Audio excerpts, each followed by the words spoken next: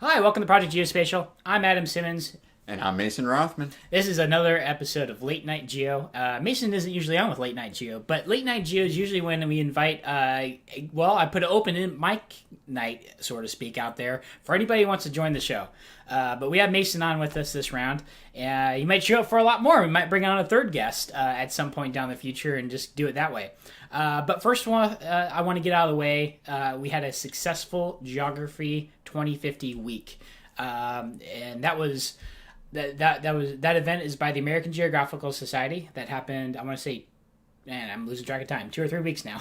That was an immense project, highly successful, and there's tons of great content around the future of the world oceans. So lots of work too, tons of video edits, etc. So Project Geospatial was partnered with AGS and to kick off such a successful show, and I'm glad for everybody's support. And if you haven't checked it out, go to geography2050.org and you can go check out the videos that still exist. We're going to be playing a lot of that content on repeat over the next couple weeks.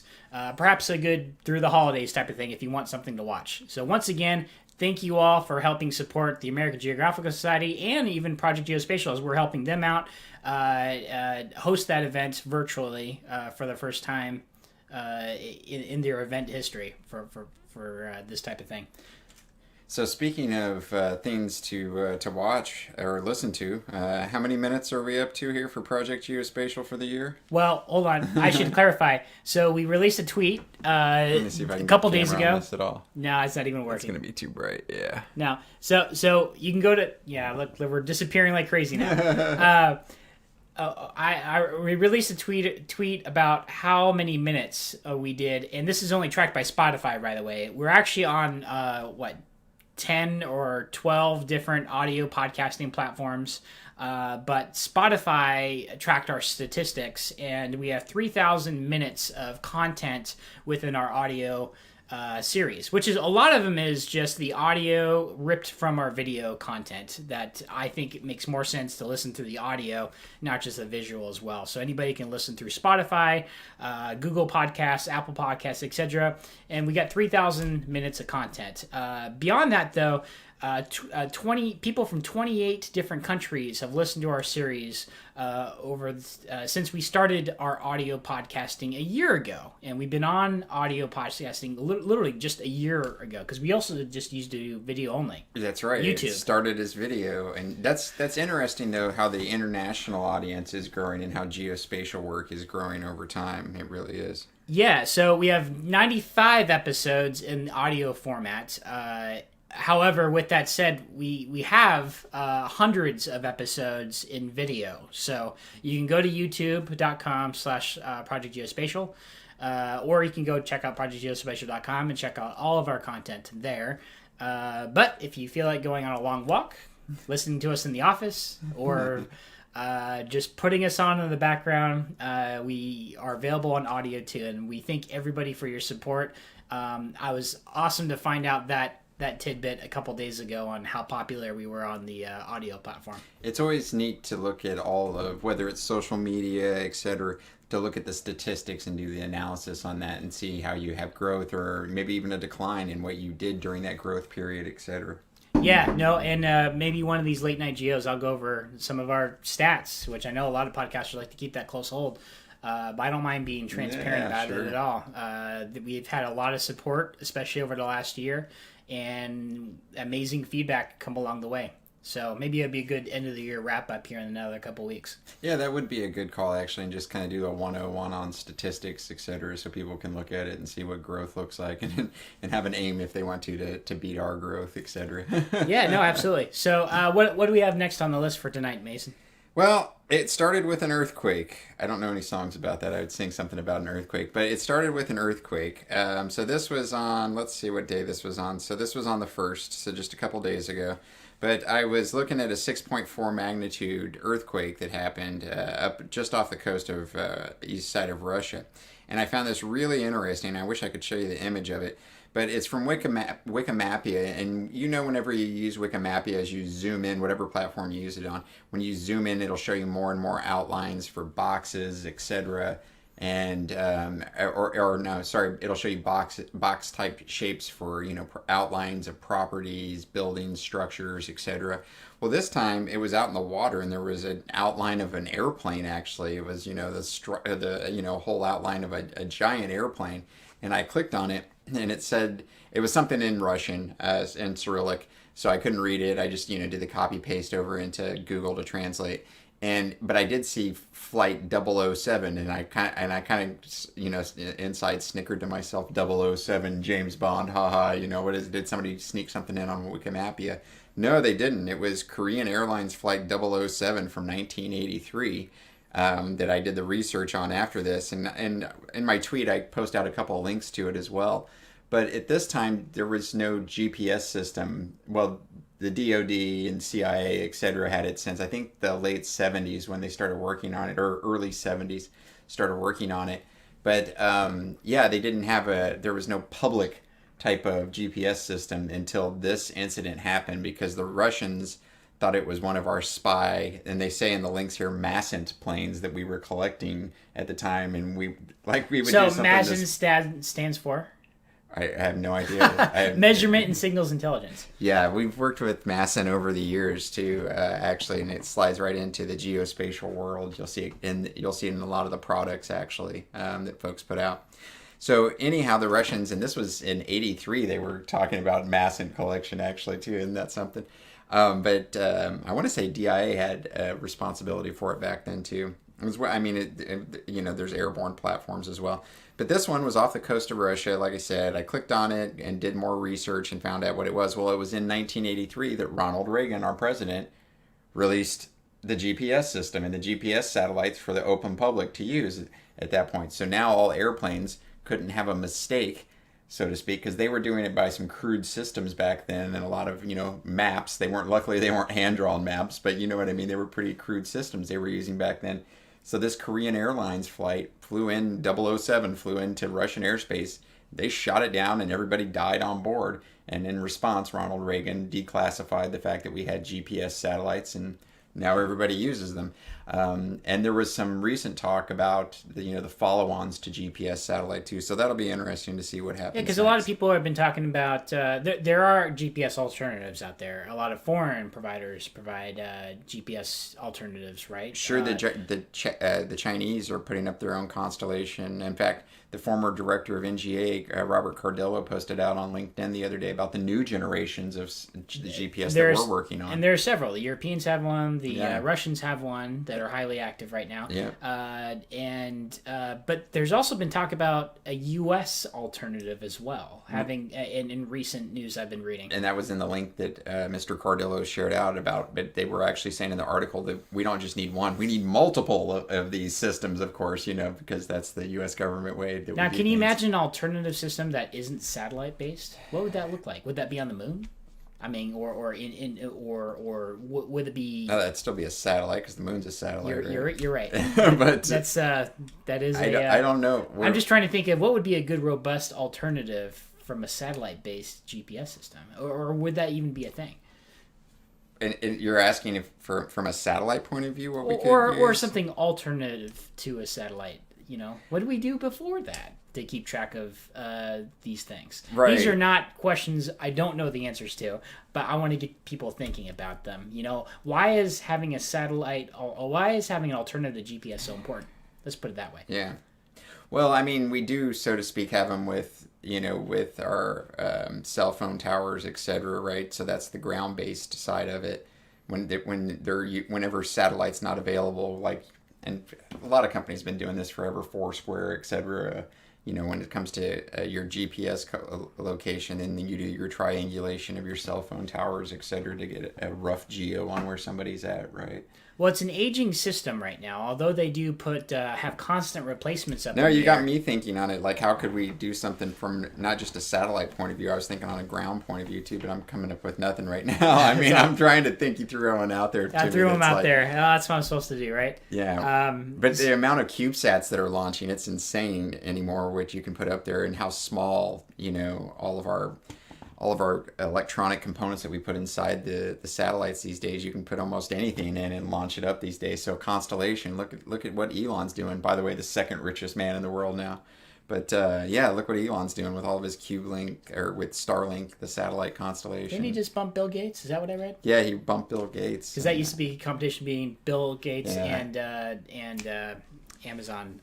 Jeff Bezos. Jeff Bezos, right. And it's interesting, too, the two richest men now own space companies, right? With Blue Origin, or with Jeff Bezos, and then with SpaceX with, I'm wearing this shirt, actually. Elon Musk. With Elon, right? So moving on to our next tab, but I was reading through our notes here, and we have an interesting one by Spire Global. Yeah. You want to talk about that? That was today, That was actually. in Reddit, and I love this Reddit thread, by the way. Its data is beautiful. That's one of my favorite subreddits. I go to it often, and so I saw it this morning, actually, and I posted out about it at 10:23 this morning.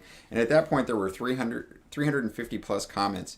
And it's hard to get to the top of that subreddit because there's so many hundreds of thousands of people that use it and look at it and subscribe to it. But Anton Mizinov pulled it off. And I tagged him in the post, etc. But this is with Spire Global's satellite tracking for AIS beacons that are aboard all ships. It's by law. It's supposed to be. Now some drug smugglers, etc. will work around that. They don't exactly comply by the laws, and so to speak, they'll pull the plug. There's some other technologies now from the satellite side, like Unseen Labs, etc., where we'll be able to look at those. But but on this post, Anton kept it pretty simple too, and it's just one layer, how I talk about layers all the time. But it's every ship in the world from, I want to say it was August 2019, but it's a snapshot of just what every ship in the world, where it's at. And we'll try to post these links in the episode notes, by the way, sure, so folks can check this out. And I love this Reddit thread because, you can have one data layer, but it's not always what that data layer is. It's how you present it that could resonate with people the most. Yeah. And data is beautiful. That thread really highlights that. Just as Mason's talking about the ships all around the globe here, I've seen dozens of, if not hundreds of maps over the years related to ship trafficking, but the ones that stand out to me the most are the people who just make some of the analytic aspects or the trends stand out in the data. They have the eye for it. Well, yeah, just through the beauty of the map. Yeah, you're right. They have that almost Steve Jobs beauty eye, right?